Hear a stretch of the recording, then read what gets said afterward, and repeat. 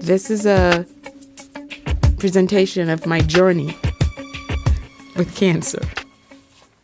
As you can see, this is me before cancer, normal, doing everything, my day-to-day stuff, just living life.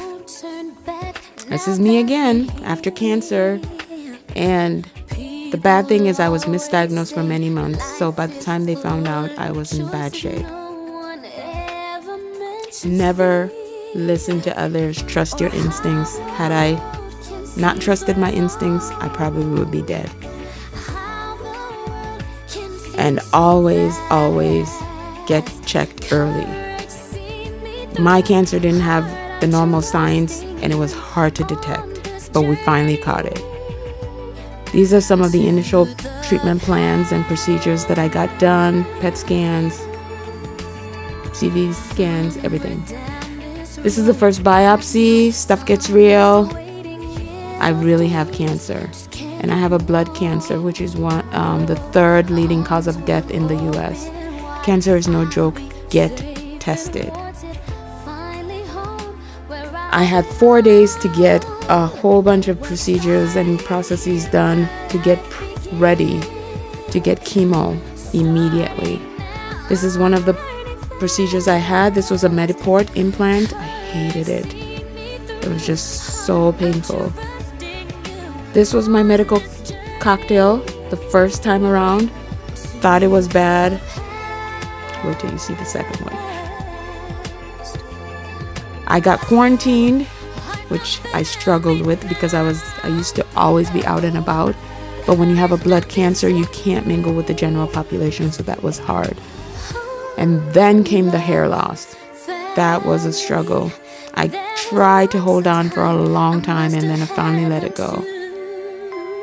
Chemo sessions, brutal. That's all I have to say. Sometimes they had to knock me out just to get me to get the chemo. Here I am. I can't tell if I'm dying or if I'm living. Is it working? Is it killing me? I don't know. I just want to be me again. The old me. No hospitals. Just be well. This is the second PET scan. I swore up and down I was healed. The cancer was gone. My oncologist said otherwise, and he was right. I was heartbroken. I had to do more chemo treatments. It was awful. And here's my wonderful oncologist, Dr. Montero. Went to him, almost half dead, and he got me back to normal. This is my mom, my main support system. Oh my God. When I found out she had cancer during my treatment, I almost lost it.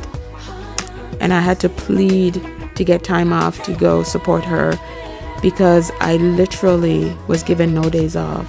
I had to take chemo back to back all the time despite my numbers. Oh my God, one more treatment left. I thought it was over. And here's one of my main nurse, Rosalind. She supported me. She made sure she was there when I had my treatment, and she was a blessing. I'm struggling through the last treatment. Here we are. You have to ring the bell on the last treatment day to let everybody know you're done. I deserve to ring that bell. Congratulations. Thank you. Oh my God. Now I gotta run out of here. Tell you, it's been a journey. Woo! I was trying to get out of there before the nausea hit. I was too late. Rang the bell, and nausea hit me in the parking lot. That's where I barfed. Nurse Rosalind, she was super excited for me. I was super excited for me. She thought I wasn't going to make it. I had told her I was going to quit so many times that she was just so happy. This is my third PET scan. Praying hard for a miracle. I did not want to do any more chemo. Yay! Thank you, God. NED, no evidence of disease. I was clean. I thought it was gone. I was so happy. and then remission, this void. It's like, what do I do now? No more hospital visits. The cancer's gone. And then I went in and the doctor tagged on a month and a half of radiation. Monday through Friday, every day, I had to go in during August and September because the cancer was so aggressive.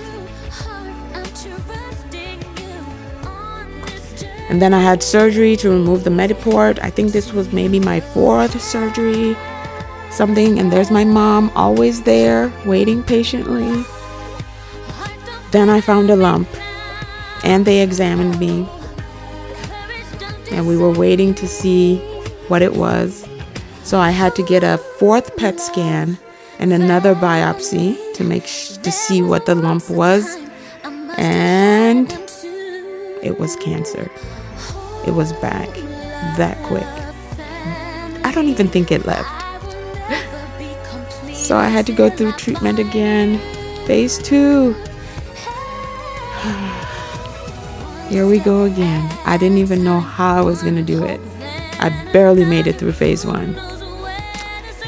So we go back in and Dr. Montero lets me know that we have to get the cancer back in check, which would be a series of ICE sessions, 3-day stays in the hospital, and 2 weeks in between each session. And I had to get Neupogen shots, which boosted my systems to enable me to be able to get the treatment done because they were so harsh.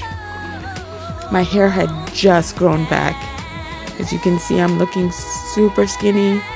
Treatment was very harsh. By ICE session 2, my hair was falling out. I would lay on the pillow, get up, bunch of hair was just there. Here we all are, my whole support system, mom, brother, sisters, daughter, Aaliyah, yay. And whenever they told me what the next phase of the treatment was, I couldn't believe it. I had to pray a lot. Yeah, by this time the hair was I was hanging on to like a crazy mohawk. We just let it go. Here's my 5th PET scan to see what was going on before I started phase 2. And that horrible barium dye, ew. I got accepted into the program. Almost didn't make it. It's a very selective program, 250 people each year. But once I got accepted, the treatment schedule was intense. I thought the other one was brutal.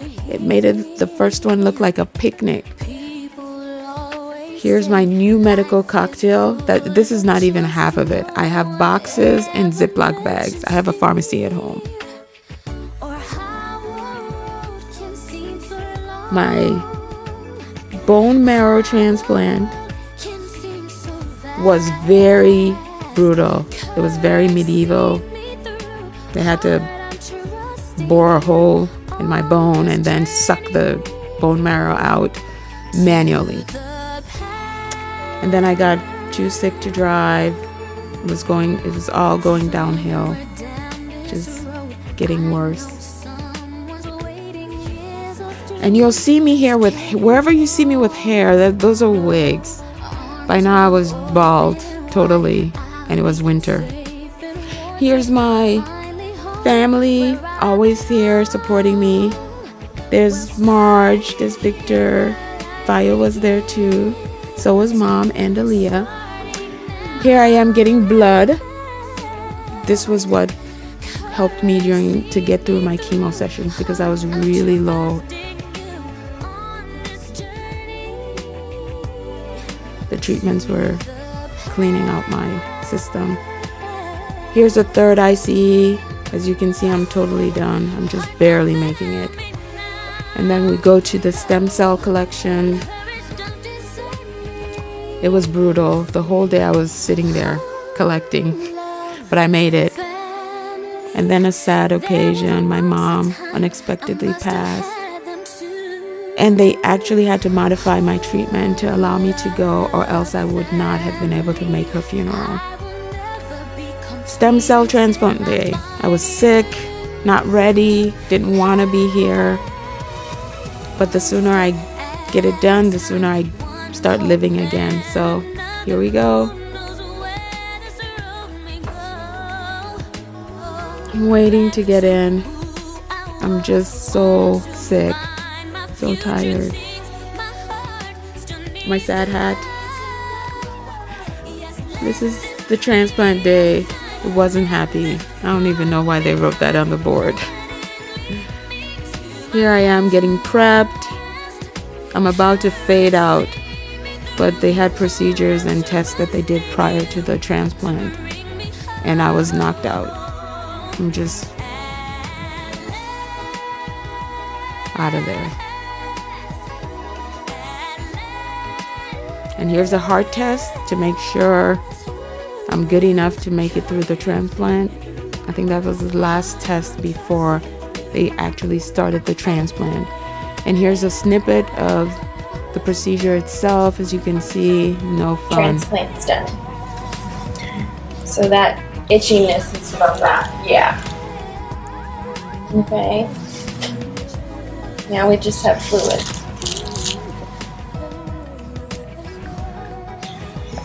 You want to sit up? It's painful. Nurses in and out, and doctors too. And then it was finally over. And they're all checking to make sure I'm stable and I'm good. I was really out of it. I didn't know if it was day or night. I woke up in the middle of the night thinking, why is it so dark? And here we wait. It's done. And I'm angry and in pain. Very sick, starting to vomit. Everything's making me throw up. By now, my system was hitting 0. And my family came. I'm super excited. I think this was the 1 or 2 day I was really excited. The only days, I'm telling you. They finally made it. And you can see the spacesuits they had to wear. And I vomited, but I was just super happy to have them there. We had this rule that we had to wash and walk every day. I couldn't cut it. It was just no energy, no nothing. I was weak, barely could get food down. My esophagus had been eroded. The lining of my stomach was gone. I couldn't eat for days. The IV was the only thing keeping my body going. It was just brutal. After days of just hanging in there, they told me my numbers were up. I think I was at 1 or 2, I don't know. And I could go home. Yay! I got home, was able to get some liquids down, started to look like somebody, get some weight. And then they told me about the brutal next phase, which included daily hospital visits, Monday through Sunday, starting at 7, which was an hour and a half drive. We were exhausted. And we definitely had to have help at this point, and I'm so grateful for help that we got. But pretty much, as you can see, all I did was sleep. I didn't have energy to do anything else. My body was healing, trying to recover. Lots and lots of sleeping. Just couldn't do anything else.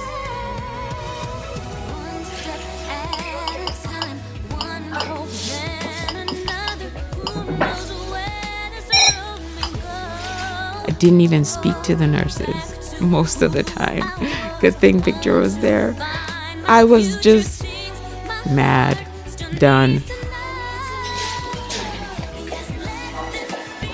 And then finally, I started to feel like something.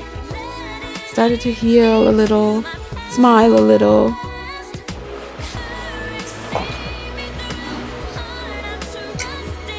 Walk into the car. Still in pain, but that was a lot better than where I was before. So I actually was interacting.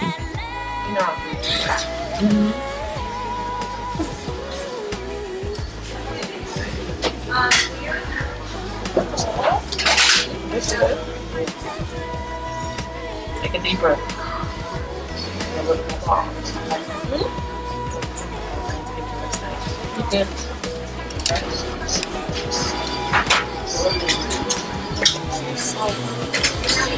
Oh, okay.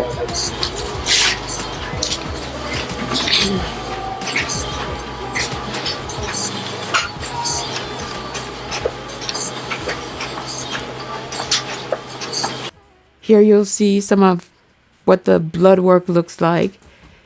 It was a lot of vials, a lot of blood every single day just to see how I was doing.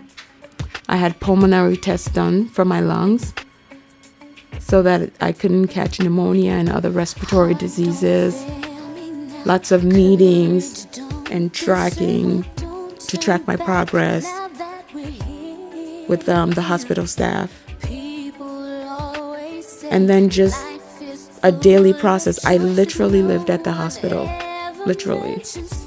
It was just a daily process.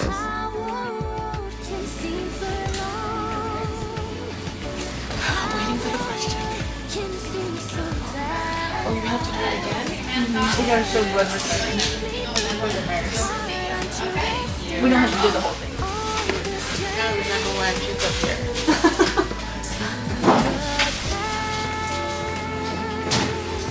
You know, and at this point, a lot of people told me I didn't look sick, but I struggled. It was a struggle.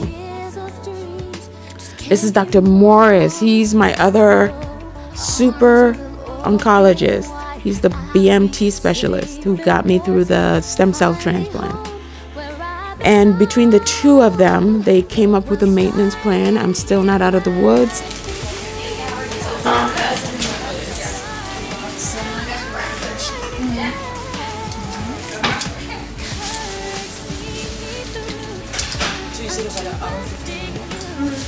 I gotta do 14 more months of treatment ahead of me to make sure that I don't relapse. I made it. I lost some cancer friends along the way, but I'm still here, and I'm just so grateful and thankful for everyone that helped. Yay!